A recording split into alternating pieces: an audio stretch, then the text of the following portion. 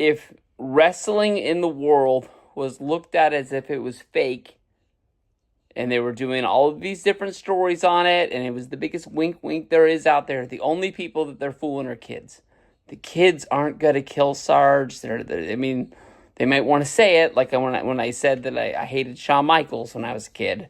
But I don't think there was anybody in the world who really believed that Sergeant Slaughter was getting packages from Saddam Hussein with some boots that he thought he was going to be able to beat Hulk Hogan. It is what it is. You know what I mean? But from there we go into the George. I wrote the name weird. Zahorian. I think I'm saying it close enough to be true. But basically, the U.S. government was trying to do a breakdown on wrestling, thinking the steroids were going to ruin the world. You had wrestlers like Bruno Sammartino and superstar Billy Graham. You will notice that through every scandal that they talk about, the wrestlers at the time that loved to go on Donahue, that loved to go on Geraldo, that would do the inside editions, the hard copies, it'd always be Bruno Sammartino, it would always be superstar Billy Graham. It didn't matter what scandal it was. I don't know if Bruno was upset that he was not the main guy. Maybe Vince didn't push his son when Vince took over. If you remember, Bruno was an announcer. He was an announcer because he wanted to help his son who was getting into wrestling. I believe he wrestled at the first WrestleMania. He might even have been on WrestleMania 2.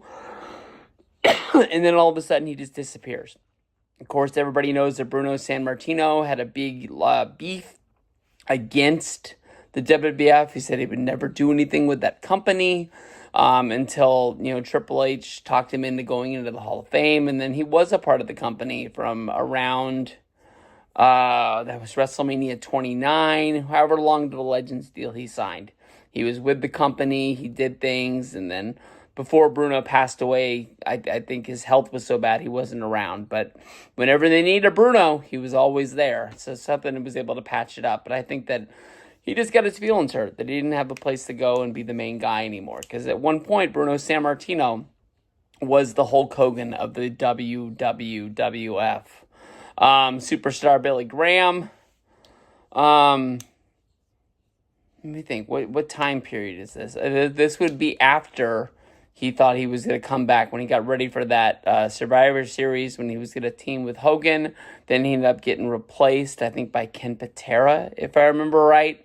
This is the first Survivor Series. This is 1988. So I guess, Vince didn't have anything. Superstar wasn't that good of an announcer, so they let him go. So I think Superstar Billy Graham, because until his dying day, he never really had anything good to say. They tried their best to patch it together. They put him in the WWF Hall of Fame, I believe, at WrestleMania 20. But even after then, they just never had a really good relationship. They talk about the Phil Mushnick breaking the story of Jimmy Snuka, where they were in Allentown, Pennsylvania, and somehow his girlfriend wound up dead in his hotel room. I've got videos about this. I actually loved when they covered this story, when it looked like Snuka was actually going to get charged with murder, and then Snuka started saying that his mind was slipping and he wasn't able to, stand trial. He was just trying to put it off. Then he actually took a WrestleCon booking and decided he could go to an autograph signing, and it was probably a bad look for him, because that was when the cops really started to press it on, and I think Snuka was able to actually make them think that he really was not all right, because they never put the boots to him. But I think if Snuka would have went to trial, it would have been bad for him. They talk about the Ring Boy scandal, basically, where there was Pat Patterson, there was Garvin, not Ronnie Garvin, but another Garvin, and then there was another man, where basically they were, bringing in young boys to do things for the show, and they were sexually abusing them, and that was bad. Vince actually told Dave Meltzer that 2 of them were guilty, but he said that Pat Patterson was innocent and didn't have anything to do with it. At that point, you had Tony Atlas speak up, basically saying that he didn't like Pat Patterson because he always grabbed his pecker. The first thing that came to my mind was I know that it's later in his life and he probably needs the money by doing anything in the wrestling business that he can get his hands on. But if Tony Atlas didn't like Pat Patterson because of the sexual harassment back in the day of another man grabbing his wiener, I don't know if that's really sexual harassment or if that's I don't know what the term is. Whatever like Vince is getting charged with, I guess you can say. Why would he have signed up to do Legends House, film a reality show, as well as live with Pat Patterson for a month? That's all I'm saying. It doesn't make a lot of sense. They start talking about Rita Marie, the first woman ref. I really honestly don't know anything about her story. Maybe I got it mixed up in my mind over time. The story that they're talking about her, I honestly thought was the George, the announcer, the woman's announcer, really, really beautiful back in the day.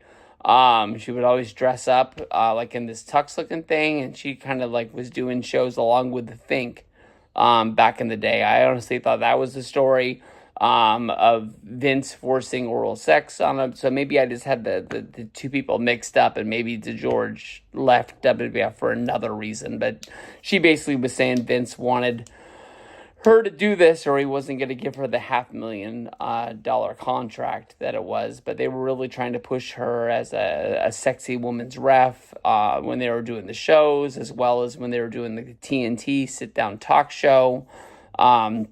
He said that whatever happened was consensual and it was not rape, but if it was, the statute of limitations had run out.